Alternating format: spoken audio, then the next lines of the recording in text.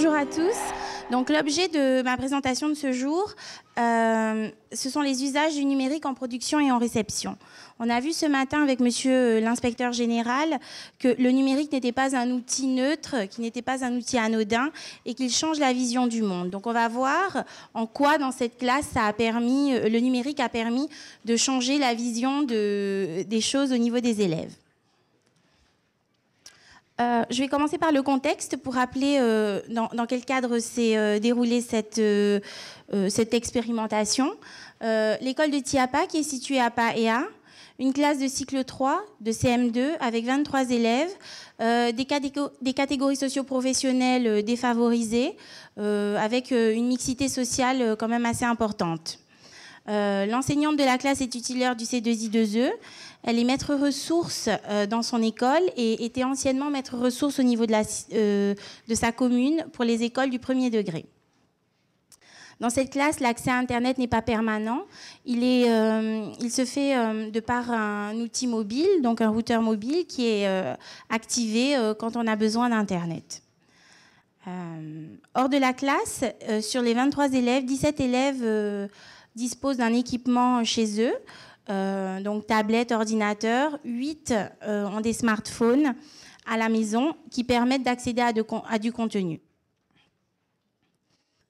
La genèse du projet, on est parti de 3 constats avec cette enseignante, en tout cas au sein de son école.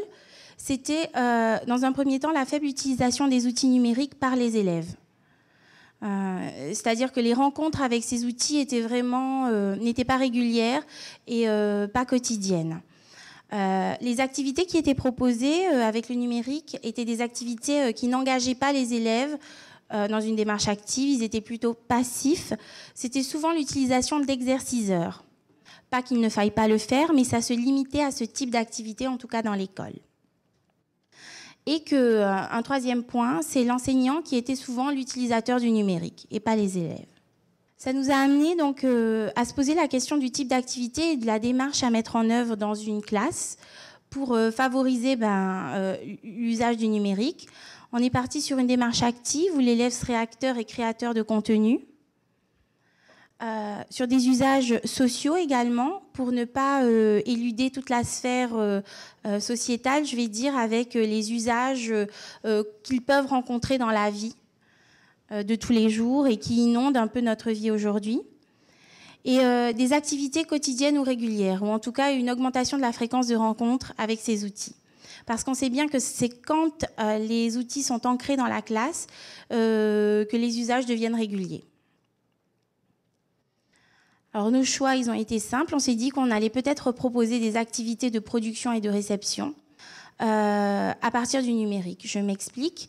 Les élèves devaient produire des supports eux-mêmes dans le cadre de recherche et ils devaient s'appuyer sur des ressources et des outils numériques.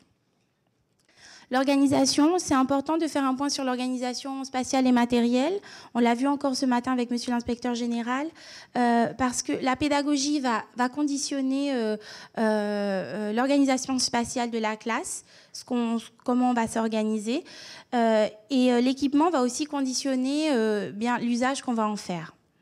Donc, on est parti sur un nombre d'équipements limité, au nombre de 7. C'est difficile de gérer plus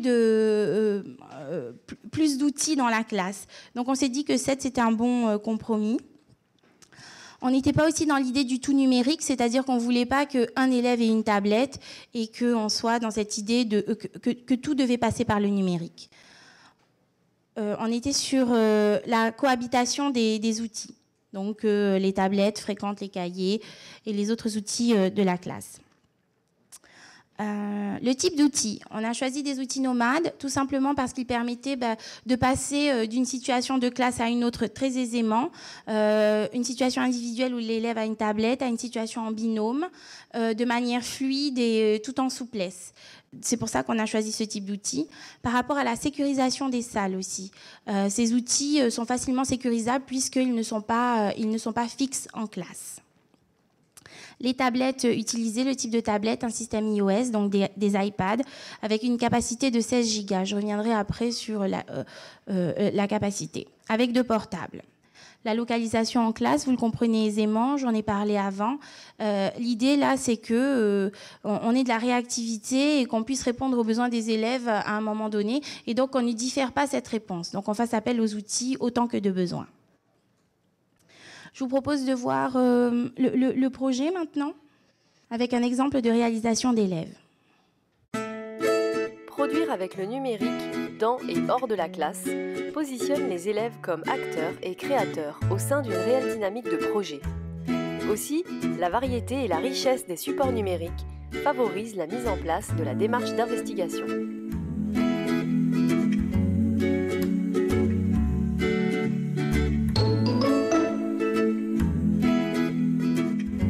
Notre projet était de réaliser un film à destination des usagers et du maire de Paea pour les sensibiliser à mieux habiter leur commune.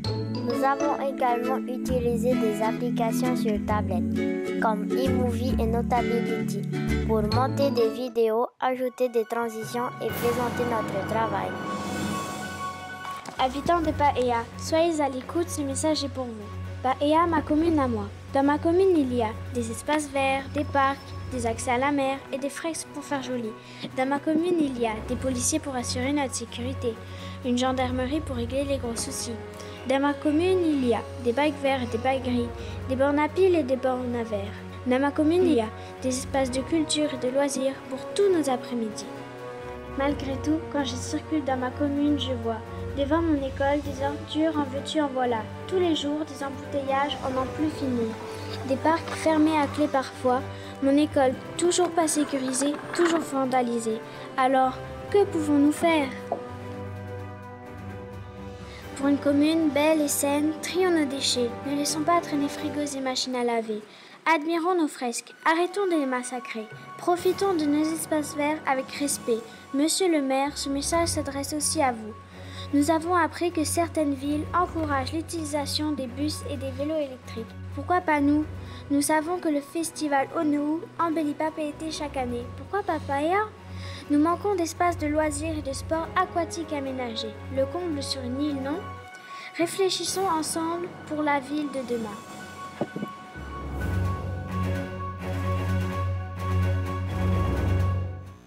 Voilà donc une production réalisée par les élèves du CM2 de l'école Tiapa. L'idée est que cette production elle est à destination des autorités municipales et des usagers. Donc les élèves l'ont réalisée dans le cadre de la démarche de projet. Ce qui est intéressant, c'est que pour baliser l'ensemble des points qui ont été traités dans cette production, ils sont passés en amont par des mini-exposés. Donc le premier type de production qui a été réalisé pour aboutir à cela, c'était des mini-exposés pour traiter la thématique de recherche générale. Les élèves se sont répartis les sous-thématiques à traiter et ont réalisé donc des documents qui ont permis de balayer les notions du programme de géographie qui allait être travaillé donc dans le film. Pour réaliser le film, ils ont pris quelques photos, ils ont fait des recherches également sur Internet. Ils sont à l'origine du montage et ils ont produit le petit poème qui est censé convaincre le maire. L'idée, c'est que cette démarche de projet, elle peut ne pas être réalisée avec du numérique. On n'est pas obligé d'avoir du numérique pour être dans une démarche active en classe. Mais le numérique permet de le faire et de manière assez intéressante.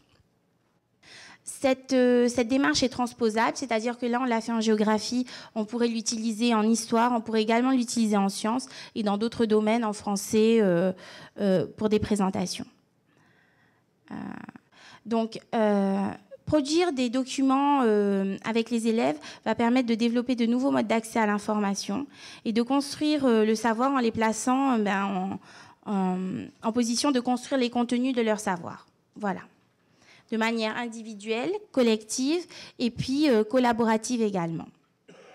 Le dernier volet que je voulais traiter ici, c'est les usages sociaux avec l'éducation aux médias et à l'information. Pour traiter l'ensemble de ces thématiques, les élèves ont dû faire des recherches, donc apprendre à traiter l'information, savoir où la trouver, où la chercher, différencier l'information de la désinformation, des informations qui étaient fausses, et aiguiser leur esprit critique. C'est donc tout ce qu'on a vu ce matin. On a utilisé le numérique de deux manières dans ce projet, au service de l'enseignement, c'est-à-dire c'est le maître qui l'utilisait, mais également au service des apprentissages. Je vous propose de commencer par le numérique au service de l'enseignement.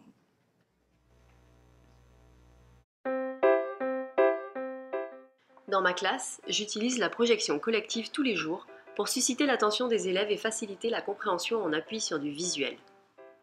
C'est un outil puissant qui me permet de mettre aisément à disposition des élèves divers documents, et ce, dans tous les domaines.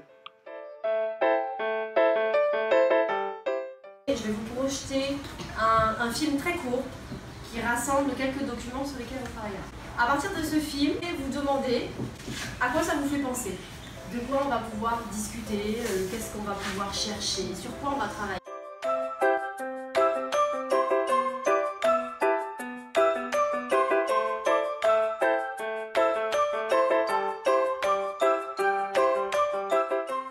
La mise en lien d'images et l'utilisation de films facilitent l'introduction de certaines thématiques et leur problématisation. On est à la première partie, d'accord? Mes connaissances, ce que je sais, j'observe.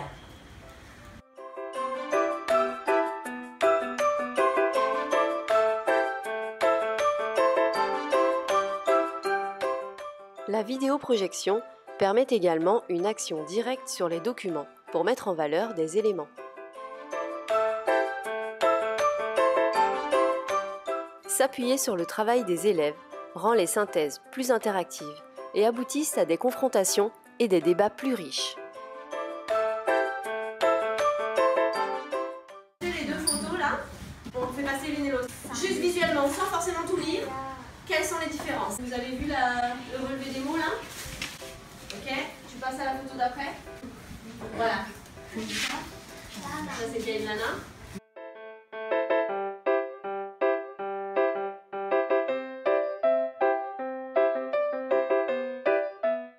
Pour le vocabulaire de la police, il manque le mot fini. Enfin, le numérique me permet à tout moment de garder la trace du travail effectué, qu'il soit individuel, collectif, oral, écrit au tableau ou sur un brouillon, afin de le réexploiter.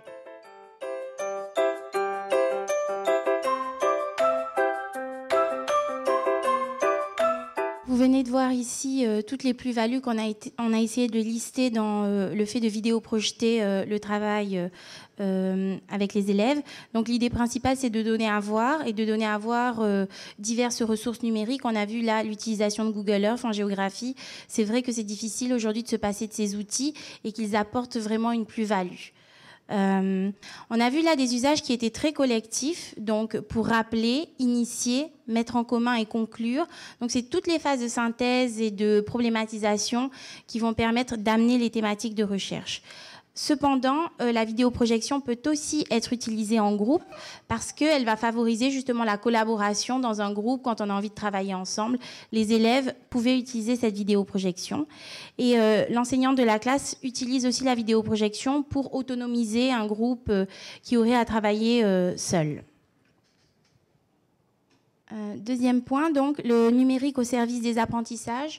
Là, on va voir véritablement les élèves en situation d'utiliser du numérique et on va voir comment ça a été fait donc, pour qu'ils puissent produire l'ensemble des documents dont je vous ai parlé en amont. Pour traiter une problématique dans ma classe où la question de l'information est centrale, j'opte le plus souvent pour une organisation fragmentée afin d'aborder plusieurs thèmes de recherche en simultané. Alors les enfants, on se répartit dans les ateliers. Ce groupe, vous prenez une tablette pour deux, vous venez vous asseoir avec moi sur cette table de recherche. Vous vous installez aux ordinateurs. Vous allez dans consultation, vous trouvez les vidéos sur les graffitis. Vous allez travailler sur la numéro 5. Et vous allez chercher un manuel pour deux dans le bac de l'ESP.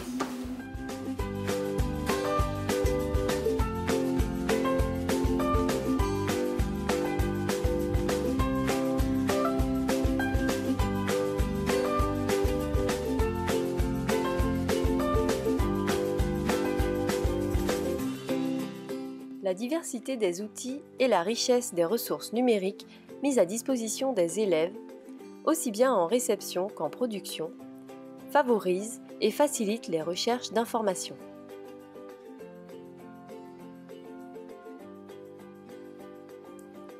Elles permettent de répondre aux questions suivantes.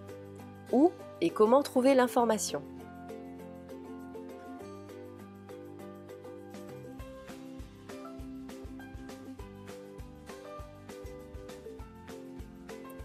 Comment la travailler ou la traiter? Seul ou avec le maître? Vous avez le mot tag et le mot graffiti pour embellir les mots. Ce qu'il y a, c'est qu'on ne différencie pas les deux. Donc là, on va faire un travail, on va aller chercher les définitions.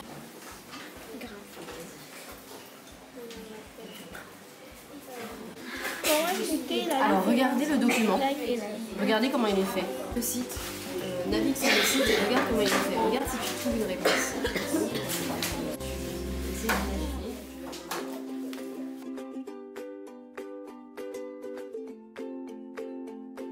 On a prélevé des informations dans les documents, des textes et des photographies. Ok, maintenant je vais choisir vos photographies. Oui, madame.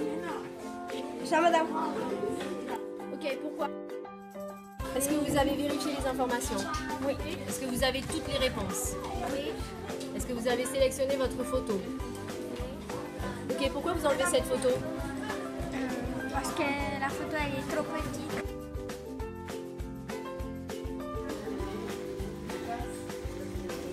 Le travail de construction d'un document de synthèse élaboré par les élèves témoigne d'une démarche participative centrée sur les apprentissages et favorisant l'acquisition de compétences dans le domaine étudié.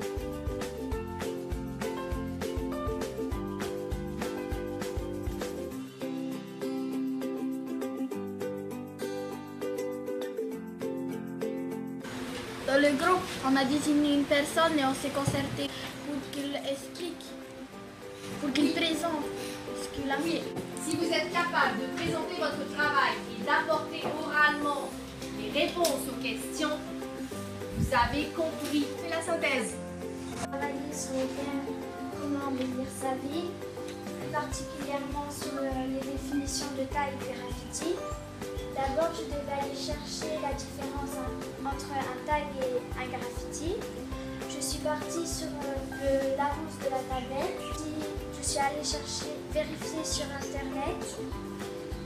Et là, j'ai appris que tag, ça signifie en anglais étiquette. Un graffiti, c'est plutôt un dessin. Voilà. Donc pour le festival Ono, c'est plutôt les graffitis. Ok, Clara, on regarde ce que vous avez présenté, d'accord, votre entraînement, par rapport aux critères de réussite. Ok, alors, tu vois là, le son il est à fond. Donc, première remarque. J'ai pas parlé assez fort. Ok. Après, tu t'es rattrapé parce que tu as parlé fort et tu as bien articulé. Tu as utilisé aussi ton support de présentation. On va présenter devant son travail et j'aime bien. Et vous les autres, pourquoi vous avez aimé? Moi, j'aimais bien travailler sur l'iPad parce qu'on était libre de présenter nos mini-exposés, tout ça. Ouais. Et moi, j'ai aimé faire des recherches sur les documents et prendre des photos en ville. Et toi? J'ai aimé aller dans la ville prendre des photos avec ma maman et mon papa et les ramener en classe. Ok. Donc, on vient de voir là les étapes préalables qui ont été réalisées en amont de la production du film. Ces réalisations de mini-exposés et de présentations orales ont donc permis de rassembler l'ensemble, de travailler l'ensemble des notions et des sujets de recherche qui allaient apparaître ensuite dans le film. Les élèves se sont donc appuyés sur des outils et des ressources numériques qui étaient disponibles en classe. Et on va voir maintenant pour quelle plus-value. Donc, ça a permis ce travail et cette démarche active où on a placé les élèves donc au centre du dispositif et où ils avaient à créer leurs propres documents, a permis de les autonomiser, Le numérique, là, a permis de créer un environnement de travail pour lequel ils accédaient à des ressources qui permettaient de dépasser certaines difficultés qu'ils pouvaient rencontrer. Donc, ils avaient des films sur lesquels ils pouvaient se reposer. Ils avaient également l'utilisation de l'encyclopédie numérique qui était installée sur les tablettes, mais d'Atlas, ils avaient d'autres informations à rechercher. La différenciation a été aussi permise par le numérique et par l'organisation que la maîtresse a mis dans la classe, l'organisation qu'elle a mis en œuvre. Elle a pensé ces ateliers en termes de parcours pour certains élèves, avec elle a fait varier. Elle a utilisé donc des variables. Elle a travaillé sur le rythme de travail, sur les contenus, leur présentation, la manière de les amener. Ces deux premiers points ne sont pas dus qu'au numérique, ils sont aussi dus au travail que la maîtresse a mis en place par rapport donc au domaine 2 et à la méthodologie de travail, les outils pour apprendre. Donc les élèves avaient vraiment une méthodologie pour avancer dans leur travail. L'accès aux ressources. Pas que des ressources issues d'Internet, puisque je vous ai dit que Internet était disponible pas forcément en permanence dans la classe. Donc, les ressources canopées, les encyclopédies dont je vous ai parlé qui étaient téléchargées sur les tablettes et encore beaucoup d'autres ressources. Vous avez vu dans le film les reportages également de journaux télévisés. Donc, le numérique favorise l'enrichissement des ressources qui sont offertes aux élèves. Et là, on a de quoi aiguiser son esprit critique. Donc, les élèves avaient accès également à des reportages sur divers médias. La coopération a été favorisée. Les outils qui ont été utilisés, les tablettes, leur ergonomie a permis de travailler à plusieurs sur un même support. Donc, le travail en binôme, déjà, nécessitait une première étape de coopération. Il fallait discuter, débattre sur les documents qui allaient être utilisés comme support. Et pour la réalisation collective en fin de projet, chacun des élèves a été responsable d'une thématique de recherche et elle a dû la mettre en image. Dernier point, l'évaluation de l'oral qui a été permise donc par...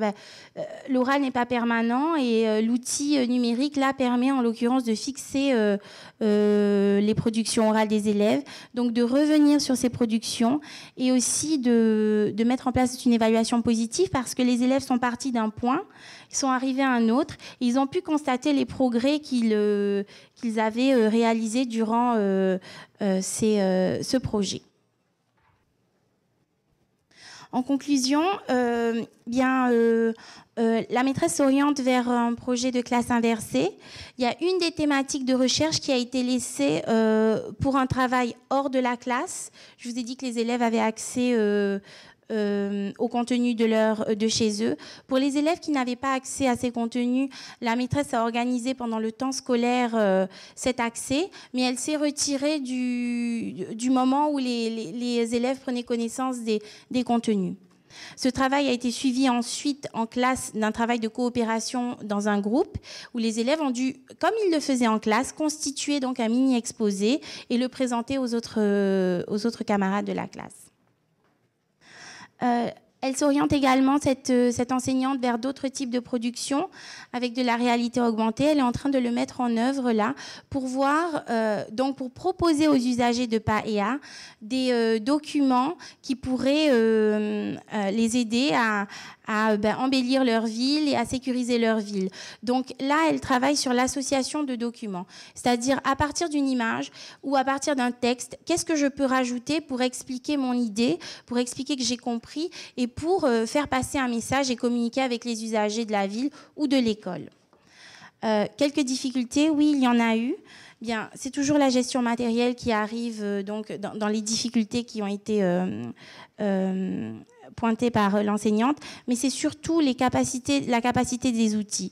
Pas le nombre d'outils, je vous ai dit qu'elle n'en avait que 7 dans la classe, mais vraiment cette capacité, parce que ça demandait une gestion presque au quotidien, parce que quand on prend des vidéos, des photos, bien, il faut penser espace de stockage, et donc elle était obligée de gérer et de tous les jours bien vérifier à ce que l'espace de stockage soit encore disponible pour le lendemain et pour les autres travaux. Donc la question de la capacité, une augmentation de la capacité des tablettes.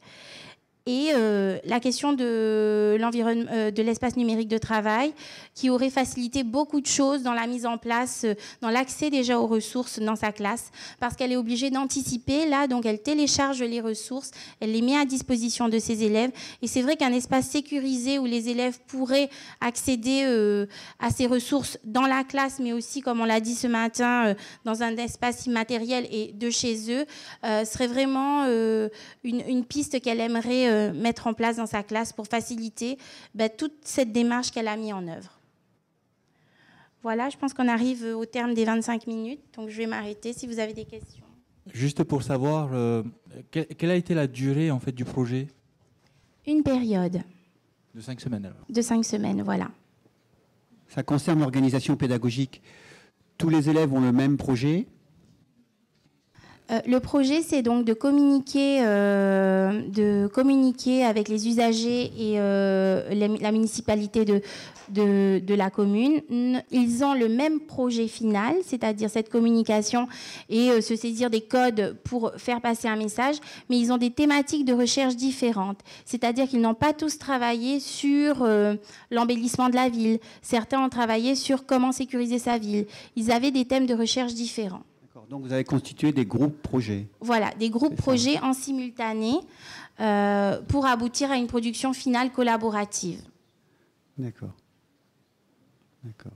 Okay. Ils ne travaillaient pas forcément sur les mêmes thématiques. À certains moments, deux groupes pouvaient travailler sur la même thématique, mais là, l'idée, c'est qu'ils ne travaillaient pas sur les mêmes supports. Certains travaillaient sur des ressources manuelles, d'autres sur d'autres supports pour pouvoir confronter les informations qui étaient retenues ou qui étaient recherchées par les élèves. Il y avait cette idée de confrontation aussi des informations trouvées pour travailler l'éducation aux médias et à l'information. Donc les temps collaboratifs, c'est pendant ce temps-là alors? Oui. Oui, c'est pendant ce temps-là. Elle n'a pas que cette organisation en classe. Là, on vous a montré l'organisation qu'on a appelée fragmentée pour travailler différents thèmes de recherche. D'accord. Et les productions des élèves sont ciblées par rapport à leur niveau de compétence? Non, pas du tout. Là, c'était ciblé par rapport à des élèves qui avaient envie de travailler sur cette thématique parce qu'ils s'étaient engagés. C'était une thématique qu'ils préféraient. Vraiment par inclinaison, plutôt. D'accord. Par goût. C'était un peu leur espace de liberté. Qui a envie de travailler sur ce thème? Mais c'est évolutif, c'est-à-dire que ce n'est pas toujours la même manière de procéder. D'accord. Ok, merci. J'aimerais aborder un petit peu le sujet des images. Oui. Parce que les élèves ont beaucoup travaillé sur les photos, les images. Est-ce qu'ils sont libres de droit? Je parlais justement de l'éducation aux médias et donc il y a eu tout un travail qui a été effectué sur les images. Certaines photos ont été prises et sur les droits et les sources qui ont été utilisées. Tous les logiciels qui ont été utilisés sont d'abord des logiciels gratuits. Les images qui ont été utilisées sont des images libres de droit ou pour lesquelles on a demandé l'autorisation d'utiliser ces images. Dans le cadre du projet qui est cité... qui a été cité. Maintenant, j'aimerais aller un petit peu plus loin sur leur image à eux. Est-ce que les parents ont été d'accord? Dans le cadre des images, il y a des autorisations de diffusion qui ont été signées et données aux parents. Oui. Je vous remercie. Ça se fait pour chaque projet. Ce n'est pas un document générique pour l'année, c'est individuel et ça se fait pour chaque projet et chaque demande précise bien dans quel cadre l'image sera utilisée et diffusée et pour quel public. Donc ça, on veille vraiment à ce que ces mineurs-là soient bien protégés de ce point de vue-là. D'où, juste si je peux rebondir, l'espace numérique de travail, parce que des fois on stocke des photos, on charge des photos, et c'est vrai que ce matin on parlait de l'anonymat, mais il y a aussi les photos qui peuvent être prises sur des espaces partagés par la communauté. Avec toute la difficulté qu'autour de nous, les parents d'élèves véhiculent des images et des photos sur les réseaux sociaux de manière complètement libre et sans contrainte aucune. Hein. Voilà. Bien, pas d'autres questions? On va passer à Saïfara. Me concernant, ce n'est pas une question, c'est plutôt même pas une interrogation, c'est le film. Donc on a une production, on voit tout ce qui a été fait en amont. Maintenant, le film et le message que fait passer le film. On interpelle le maire. Par moments, on est limite en train de culpabiliser le maire. Et ce matin, on nous disait que l'école a également pour mission de former le citoyen de demain. Est-ce que, si peut-être voilà mon interrogation, est-ce que notre mission, c'est pas d'accompagner les enseignants non seulement dans de la technicité sur le numérique, mais aussi sur les messages que l'on peut faire passer avec ces outils magnifiques? Oui, il faudrait revoir le film. Non, mais c'est ça, c'est exactement ça. Le rôle, il se situe aussi sur l'accompagnement et sur le message qui est véhiculé. Monsieur l'inspecteur général, vous voulez intervenir? Surtout pas.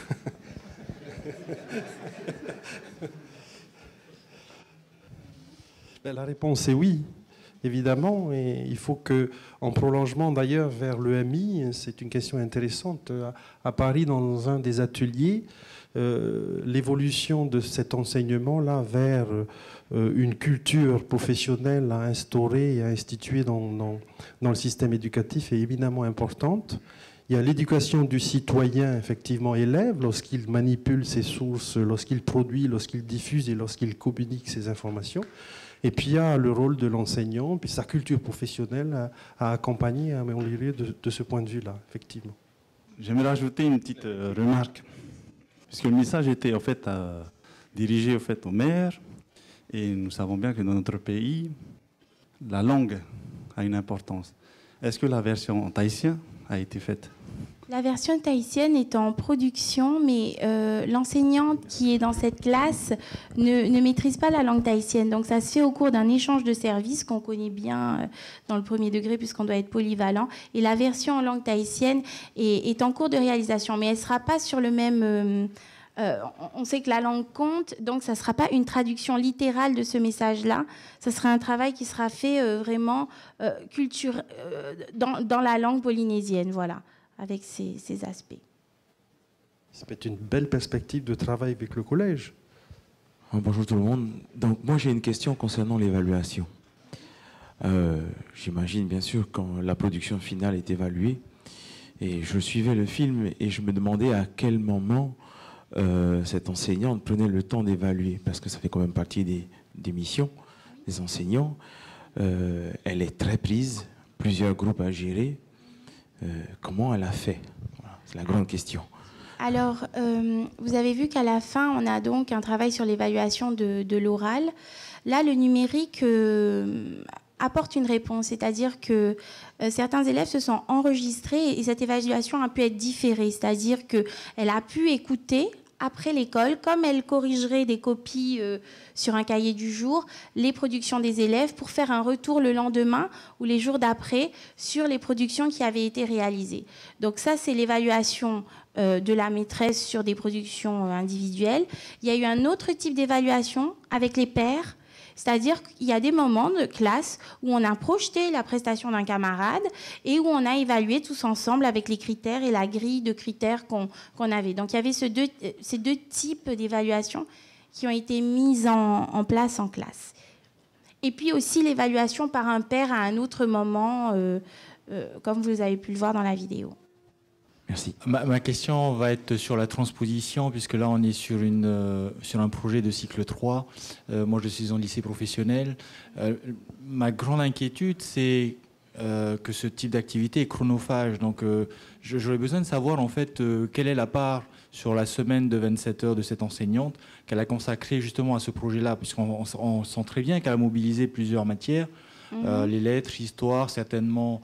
la gestion numérique, certainement aussi un peu de mathématiques, mais quelle est la part prise sur son programme, puisqu'elle a forcément une programmation, une progression hebdomadaire, parce que si nous, on doit transposer sur nos enseignements à un niveau beaucoup plus lointain, on n'a pas autant de temps qu'elle, quoi. Je ne sais pas si vous n'avez pas autant de temps, mais en tout cas, c'est vrai que la position d'un enseignant dans la classe en élémentaire ou dans le premier degré facilite la mise en place de ce type de projet. C'est-à-dire qu'elle organise son temps, son emploi du temps en fonction des projets également. Et donc, c'est comme ça qu'elle peut gérer la mise en place de projets comme cela. Chronophage, oui, ça lui a pris du temps, mais on a mis le même type de projet en place dans des CJA, donc des centres de jeunes adolescents, où les élèves devaient, eux, réaliser des montages sur l'enseignement technique, l'enseignement professionnel, donc dans leurs ateliers dans l'atelier de menuiserie, où ils prenaient donc des films sur la sécurité. Et on a essayé de faire ce va-et-vient entre l'enseignement professionnel et l'enseignement général pour aboutir donc à des productions de même type. Voilà comment on s'est organisé en CJA. Mais c'est vrai que l'enseignant seul dans sa classe, avec toutes les disciplines, ça facilite la mise en place de tels projets. Je l'entends. Bravo.